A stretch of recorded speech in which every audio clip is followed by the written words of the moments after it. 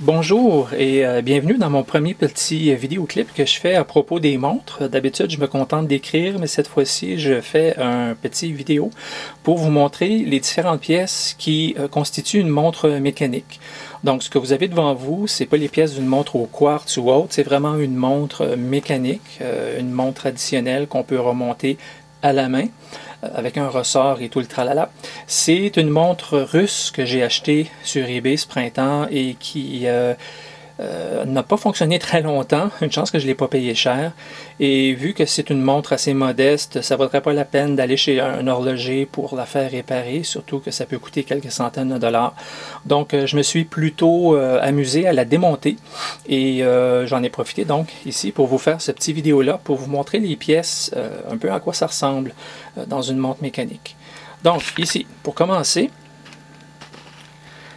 ce que vous avez ici, ce sont les pièces qui constituent le boîtier de la montre finalement. Alors vous avez le dos de la montre ici, qui des fois peut être clippé ou des fois peut être vissé. Dans ce cas-ci, ce dos-là est vissé. Il va être vissé par cet anneau-là qui va aller se visser dans le dos ici de cette partie-là du boîtier. Il y a même une espèce de petit joint ici pour assurer une certaine étanchéité à la montre, quoique je n'irai pas faire de la plongée avec ça. Et ici, c'est ça, vous avez la partie du boîtier avec le verre, qui en fait est probablement du plastique ou une sorte d'acrylique ou quelque chose comme ça, vu la valeur de la montre.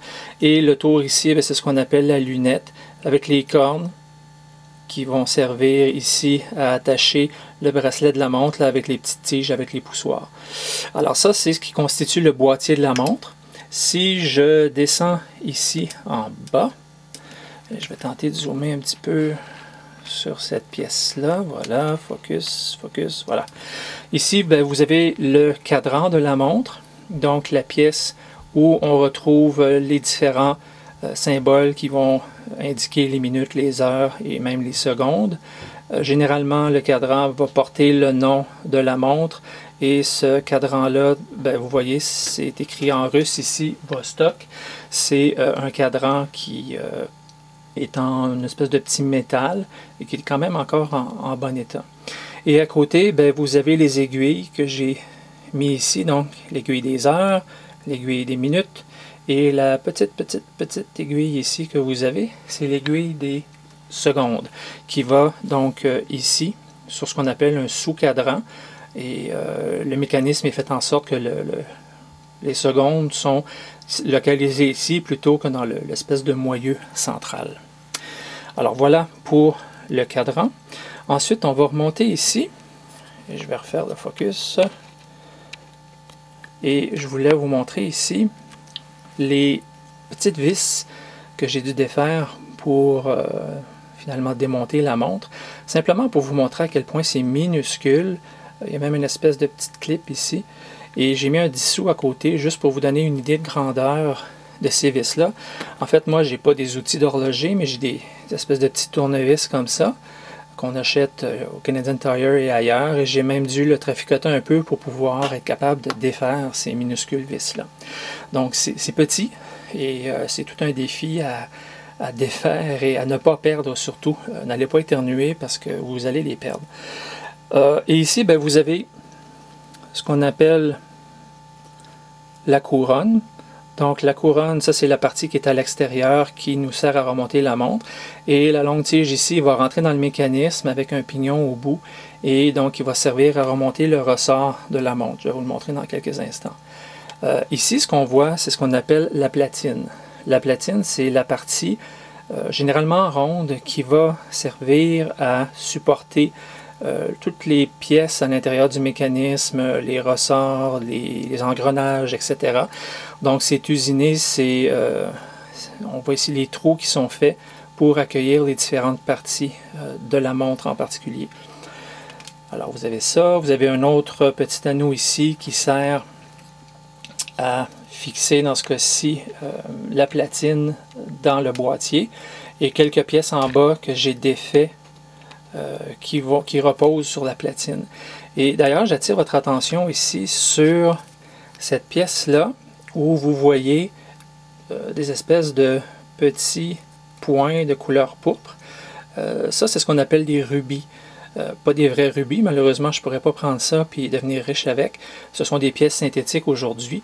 Ces rubis-là vont servir à supporter les pièces tournantes de la montre, donc les espèces de pignons qui se trouvent sur les engrenages. Et comme les rubis sont plus rigides, sont plus solides que, par exemple, les petites pièces ici, bien, ça va éviter un trop grand frottement ou une détérioration rapide des pignons de ces engrenages-là. Donc ça, c'est ce qu'on appelle des rubis. Puis souvent, même au dos des montres, des fois même sur le cadran, ça va être marqué 17 rubis, 21 rubis, etc. Donc c'est pour indiquer la quantité de rubis. Des fois, c'est un peu utilisé comme outil pour dire, ben, ma montre a plus de rubis, c'est une montre exceptionnelle, etc., etc. Alors voilà pour ça. Maintenant, on arrive vraiment dans le cœur de la montre. Ici, ce que vous voyez, cette, oups, excusez-moi, cette petite rondelle-là, je vais essayer de la soulever. Donc, vous voyez, c'est comme une espèce de petite pastille. Ça, c'est ce qu'on appelle le barillet. Et c'est là-dedans que se trouve le ressort qui fournit l'énergie à la montre. Donc, quand on remonte la montre, c'est ce ressort-là qu'on le remonte. Ça, c'est un engrenage qui va par-dessus. Et vous avez même une espèce de petit loquet ici qui sert à bloquer le barillet quand on le remonte pour pas justement qu'il se défasse en quelques fractions de secondes. Alors ça, c'est votre énergie qui est transmise aux petits engrenages qui sont ici. Il n'y en a pas beaucoup d'engrenages dans cette montre-là parce que c'est vraiment une montre modeste, mais un engrenage comme celui-là va servir à actionner l'aiguille des secondes, l'autre des minutes, l'autre des heures, etc. Donc, dans cette montre-ci, c'est un peu à quoi ils servent. Et ce que vous avez ici, je vais tasser ça, c'est le cœur de la montre. En fait, c'est l'ensemble qui permet de contrôler la détente d'énergie qui sort du ressort. Parce que sinon, effectivement, votre ressort, l'énergie se libérait en quelques secondes et ce serait fini. Ces trois pièces-là constituent ce qu'on peut appeler l'échappement de la montre, c'est-à-dire ce qui va contrôler la vitesse à laquelle le ressort se détend. Et naturellement, ça prend généralement 24, 30, 40 heures avant que votre ressort libère toute son énergie et que là, vous devez remonter à nouveau votre montre. Donc, vous avez ici ce qu'on appelle le balancier. C'est une pièce que, si vous ouvrez le mécanisme d'une montre, vous allez voir aller en va-et-vient. Il y a un petit ressort ici au milieu. Et c'est cette pièce-là qui va faire en sorte que l'énergie du ressort va être libérée graduellement, car elle permet juste qu'il se fasse un tic-toc, tic-toc. C'est un peu ça que vous entendez quand une montre fonctionne. Et à ce balancier-là va être relié ce que vous avez ici, ce qu'on appelle la roue d'échappement.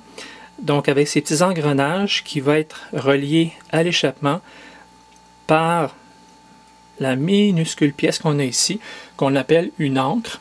L'ancre est donc la pièce qui est reliée à la fois à la roue d'échappement et au balancier et qui, elle aussi, oups, ça est en train de sauver, qui en va-et-vient, va faire en sorte que l'énergie de votre ressort va être libérée très, très graduellement. De toute façon, je vais mettre sur ce billet un lien vers le clip que j'ai déjà mis dans un autre billet qui montre toute cette mécanique-là en action. Donc, vous pourrez aller voir si vous voulez vraiment constater comment les différentes pièces s'articulent les unes par rapport aux autres. Mais c'était ici, en fait, pour vous montrer de visu et en direct les différentes pièces qui constituent le mécanisme d'une montre, petite montre russe, maintenant décédée, mais qui servira à des fins pédagogiques maintenant en ce qui me concerne. Alors, je vous remercie de votre attention. Au revoir.